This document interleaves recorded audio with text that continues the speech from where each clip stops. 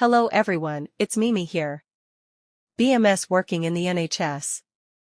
And today's video will be about digital pathology, image capture and analysis, which is part of the IBMS Specialist Portfolio in Cellular Pathology.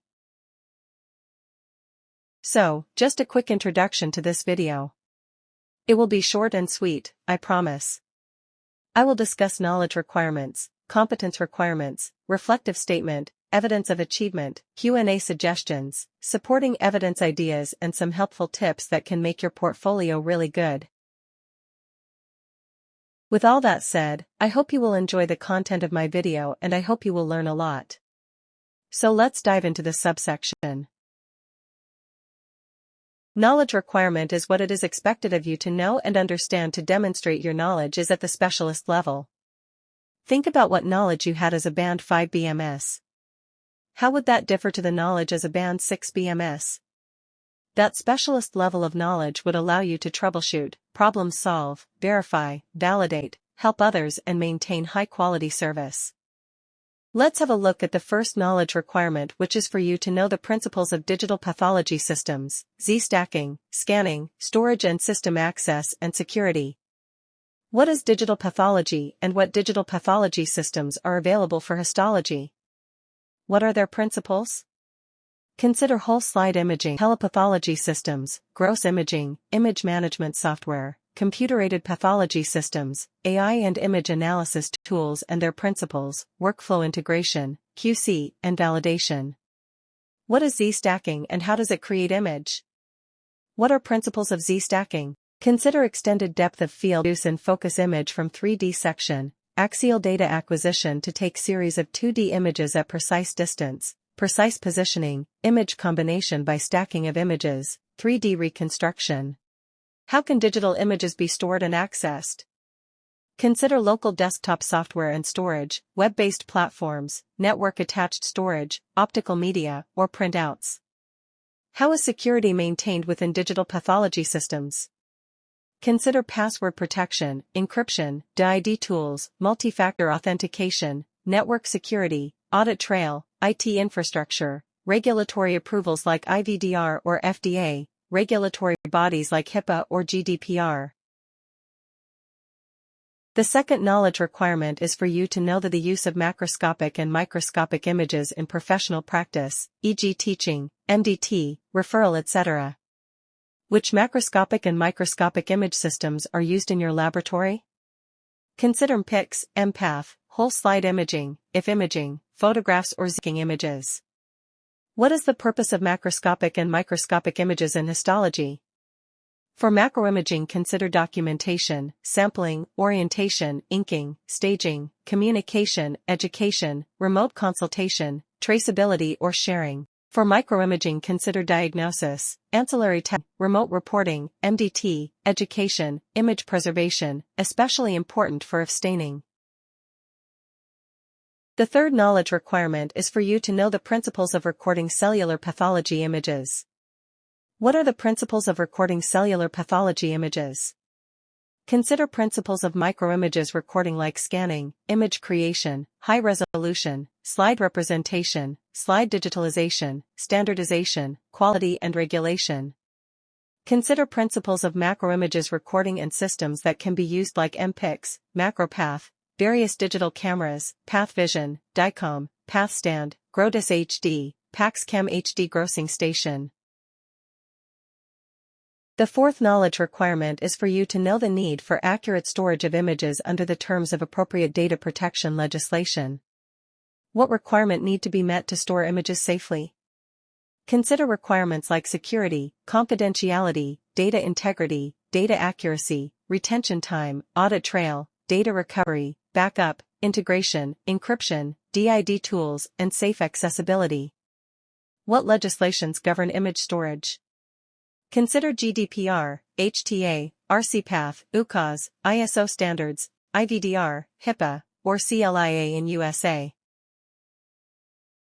The fifth knowledge requirement is for you to know the process for image backup via IT networks or disks.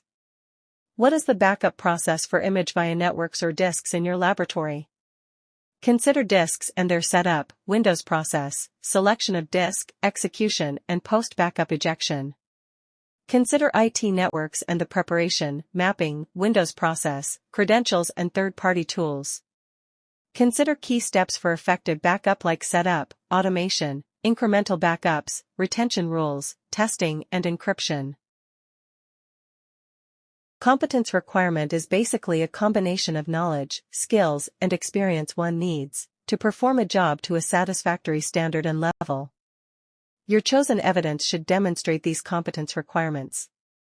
The following competence requirements need to be met for this section.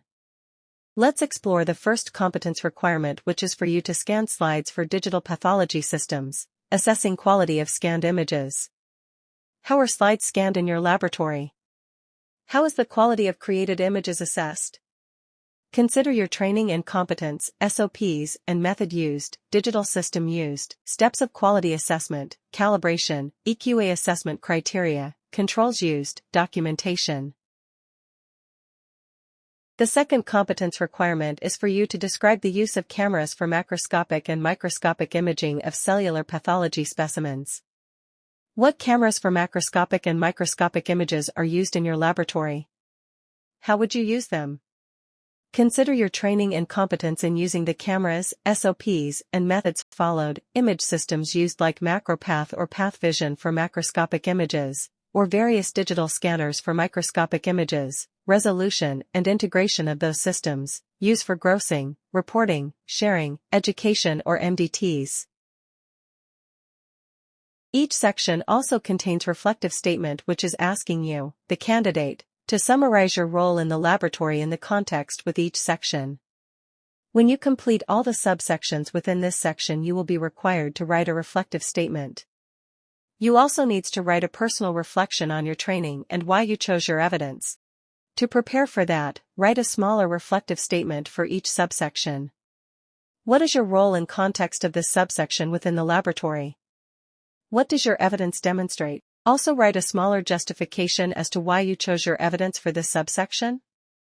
Also write what was your training like when it comes to this subsection. Writing a smaller reflective statement at the end of each subsection will then make it much easier at the end of the section.